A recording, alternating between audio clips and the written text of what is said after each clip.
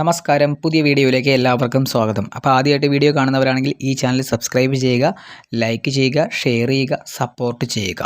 അപ്പോൾ നമ്മൾ ഈ വീഡിയോയിൽ പറയാൻ പോകുന്ന കാര്യം എന്ന് വെച്ച് കഴിഞ്ഞാൽ ബിലോ 90% മാർക്ക് പ്ലസ് ടുവിൽ ബയോളജി സയൻസ് സ്ട്രീമിലുള്ള വിദ്യാർത്ഥികൾ BSc നേഴ്സിങ്ങിന് അവർക്ക് ഗവൺമെൻറ്റിൻ്റെ മെറിറ്റ് ഫീസോ അല്ലെങ്കിൽ മെറിറ്റ് ഫീസിൽ കുറഞ്ഞ ഫീസോ അതിൽ പഠിക്കാനുള്ള അവസരമുണ്ട്. ആ അവസരത്തെക്കുറിച്ചാണ് ഞാൻ ഇന്ന് ഈ വീഡിയോയിൽ പറയാൻ പോകുന്നത്. അപ്പോൾ ആദ്യമായിട്ട് നമുക്ക് ഗവൺമെൻറ്റിൻ്റെ മെറിറ്റ് ഫീസ് എന്താണെന്നുള്ളത് അറിയണം.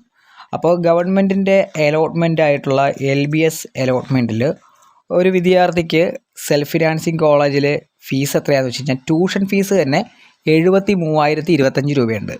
സ്പെഷ്യൽ ഫീസ് 23,300 രൂപയുണ്ട്.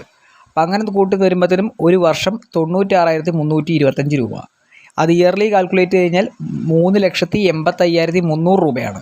അതിൽ ഇനി അഡീഷണലായിട്ട് വരുന്നതെന്ന് വെച്ച് കഴിഞ്ഞാൽ PTA ഫണ്ടുണ്ട്, എക്സാം ഫീസുണ്ട്, books, uniform fees, hostel fees, ഇതെല്ലാം ഇൻക്ലൂഡ് ചെയ്ത് വരുമ്പോൾ അപ്രോക്സിമേറ്റ്ലി ഒരു 6.5 ലാക്കോളം ആവറേജ് വരുന്നുണ്ട്.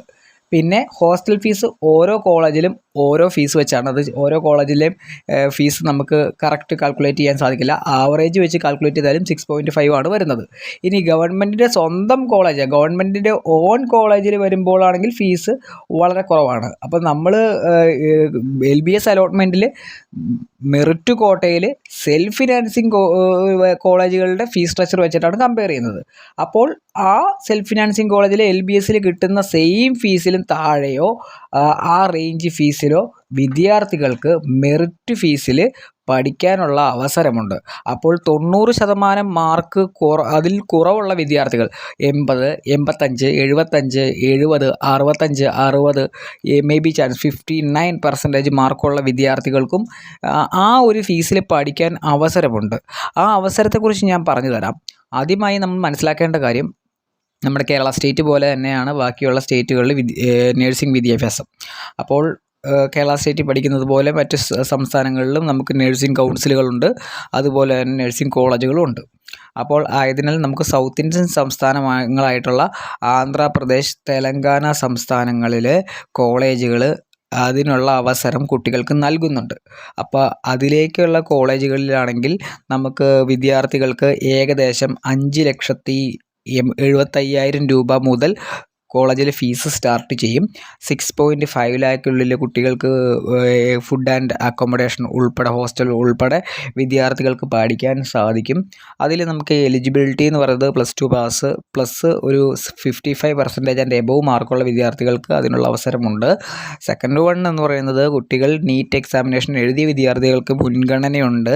പിന്നെ സ്റ്റേറ്റിൻ്റെയൊക്കെ, അതായത് ആന്ധ്രാപ്രദേശിൻ്റെയും തെലങ്കാനയുടെയും സ്റ്റേറ്റിൻ്റെ എക്സാമിനേഷൻ വരുന്നതേ ഉള്ളൂ. അത് എക്സാമിനേഷൻ എഴുതുന്ന കുട്ടികൾക്കും മുൻഗണനയുണ്ട്. അപ്പോൾ നീറ്റ് അറ്റൻഡഡ് അല്ലാത്ത കുട്ടികൾക്ക് അവിടുത്തെ സ്റ്റേറ്റിൻ്റെ എൻട്രൻസ് എഴുതാനുള്ള അവസരമുണ്ട്. അപ്പോൾ ഇതൊക്കെയാണ് അവിടുത്തെ എലിജിബിലിറ്റി എന്ന് പറയുന്നത്. അപ്പോൾ അവിടെ വളരെ കുറഞ്ഞ ചിലവിൽ പഠിക്കാൻ സാധിക്കും. ഓരോ കോളേജിലും ഇൻടേക്ക് സീറ്റിനനുസരിച്ചുള്ള കുട്ടികൾ മാത്രമാണ് പഠിക്കുന്നത്. എക്സസ് ആയിട്ട് സീറ്റുകളിൽ കുട്ടികൾ പഠിക്കുന്നില്ല. അപ്പോൾ ലിമിറ്റഡ് സീറ്റാണ്. ആ ലിമിറ്റഡ് സീറ്റുകളിലേക്ക് അഡ്മിഷൻ മാർച്ച് മുതലേ ആരംഭിച്ചതാണ്. അപ്പോൾ നിങ്ങൾക്ക് അങ്ങനെ ഒരു മെറിറ്റ് ഫീസിൽ പഠിപ്പിക്കാൻ ആഗ്രഹമുള്ള പാരൻസ്, പഠിക്കാൻ ആഗ്രഹമുള്ള വിദ്യാർത്ഥികളും നിങ്ങൾ ഇമ്മീഡിയറ്റ് ആയിട്ട് ആ ഒരു കോളേജിലേക്കുള്ള അഡ്മിഷൻ എടുക്കേണ്ടതാണ്. അങ്ങനെയാകുമ്പോൾ സേഫ് സോണായിട്ട് നിങ്ങൾക്ക് BSc നഴ്സിംഗ് വിദ്യാഭ്യാസം കുറഞ്ഞ ഫീസിൽ പഠിക്കാൻ സാധിക്കും. അപ്പോൾ ആന്ധ്രാപ്രദേശ്, തെലങ്കാന സ്റ്റേറ്റിലെ കോളേജുകളെ പറ്റിയും ഇതിൻ്റെ അഡ്മിഷൻ പ്രൊസീജിയറെ പറ്റിയും മറ്റു കൂടുതൽ ഡീറ്റെയിൽസിനെ പറ്റിയും അറിയാനായി താഴെ കാണുന്ന കോൺടാക്റ്റ് നമ്പറിൽ കോൺടാക്റ്റ് ചെയ്യുക. താങ്ക്